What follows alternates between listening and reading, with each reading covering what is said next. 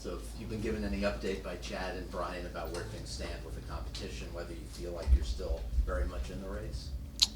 No. They just tell me to run plays and I run them. And do you have any sense of where you stand, obviously knowing that Ryan, as Coach Flores has told us, likely will be starting Thursday? I don't know. It's not my job.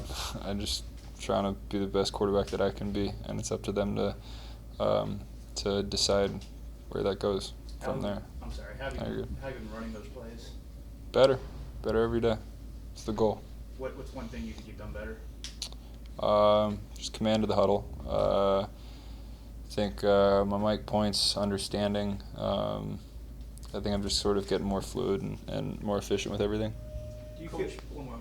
Do you feel like if there was, this is just hypothetical, another 2, 3, 4 weeks of the preseason, you might be all the way there? Is that something that it's just a matter of time for you because you got the late start? I don't want to really deal in hypotheticals, but I mean, yeah, the more time, the more reps you get, the better you'll get anything. The more you get to do it. So whether we had 100 preseason games or one, the next day hopefully be better than the previous, and that'll lead to improvement. Coach Flores mentioned Tom Brady and Patrick Mahomes among the guys who benefited from watching and learning and not necessarily just being on the field. How can you compare and contrast learning on the field experience versus what you can actually capitalize on from watching from the sideline?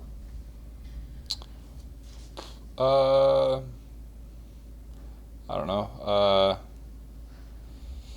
I think there's really just try and learn from any opportunity that you can. I mean, I'm still on the field taking reps in practice.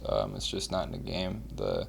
Everything's pretty much the same. We're just not getting hit. I mean, a lot of things aren't the same. Don't want to take that out of context, but I mean, I sat for a couple games in Arizona, but I haven't really sat much of my career. So there are opportunities to learn from whether you just took a sack and you're on your back, or whether you just threw a touchdown, or you're sitting on the bench with an earpiece dialed into every single play. So I mean, tomorrow will be a new day, and we'll see what comes. With regards to what happens, it's I don't know what you're going to get out of me. I got nothing to give you.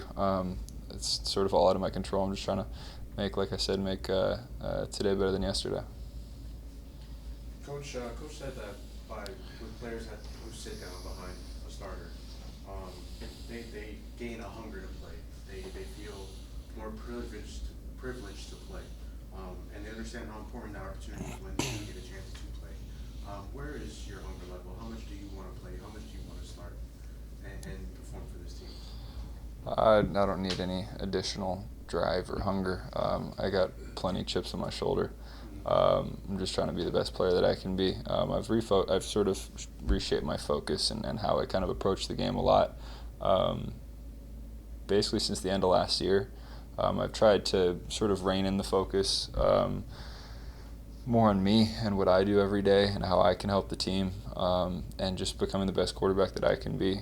Because a lot of the this guy played right away, this guy sat, this guy won a Super Bowl, this guy didn't, this guy busted, this guy, like, it's just sort of extra information that I don't really need in my life right now. So really my goal is to perform the best that I can this preseason game, and the next game perform the best that I can that preseason game.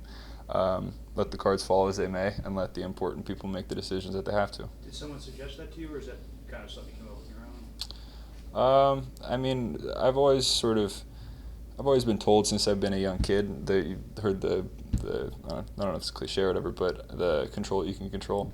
So I just, in sort of a lot of the chaos that was going around, just kind of like grabbed that from my memory and clung to it, and I'm going to control what I can control. It's got to be a crazy 6 years for you from the time the number one recruit and you go to UCLA and first start, all that.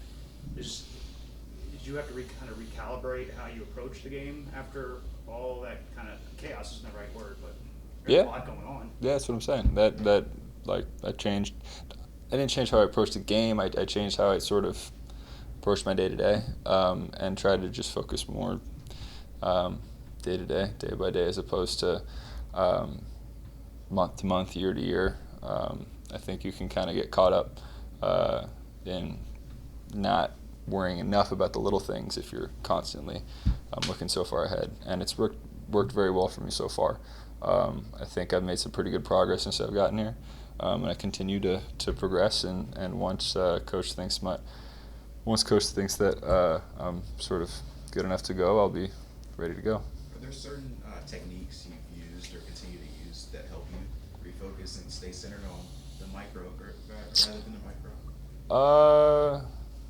Just kind of temptation, like just resist it once you're sort of like, I don't know, I wouldn't say it's temptation. I don't know, just discipline. Like the second you feel your mind wandering a little bit, you're like, I'm watching this film, I'm doing this, setting my plays and whatnot, and to not kind of, you're always going to hear noise. It's almost impossible to not hear noise in sort of today's generation. I mean, if you're not online, your family is, and they'll give you a call and slip it in there on accident or something. So a lot of it's just kind of like discipline to sort of just stay on the straight and steady and keep working.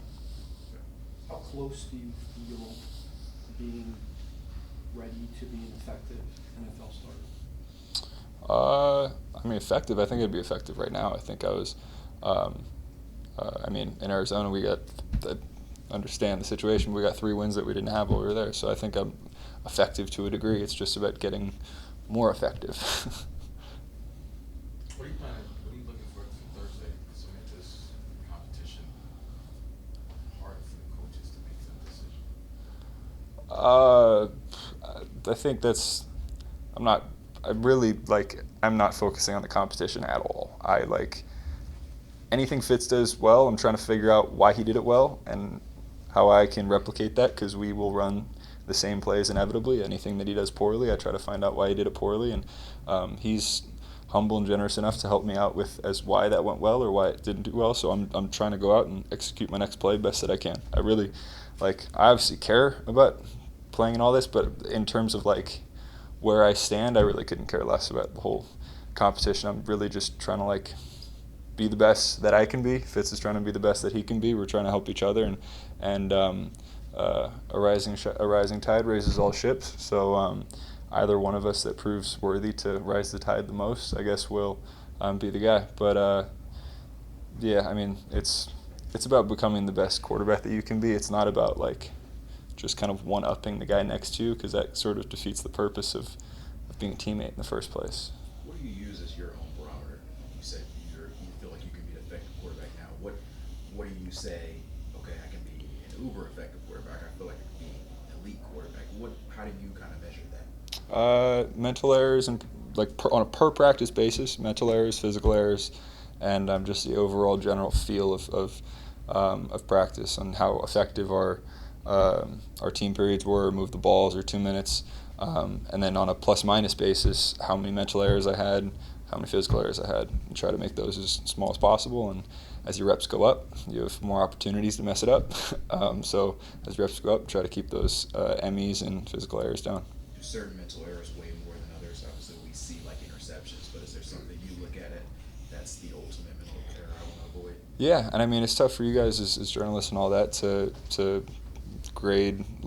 You guys were all ripping on our offensive line and stuff, but I had a couple of those mistakes by mismiking things and not throwing the right hots and stuff like that. So it's a tough job for you guys, because you guys weren't really raised to or taught about the X's and O's in such detail. So it's there's a whole understory to the understory to the understory on why all things went wrong. I mean, it could be as simple as this sounded like this, he stepped with the wrong foot, and I did this. So it's it's on everyone, and there are MEs that look like someone else's physical errors, but were actually my MEs. So it's a lot going on.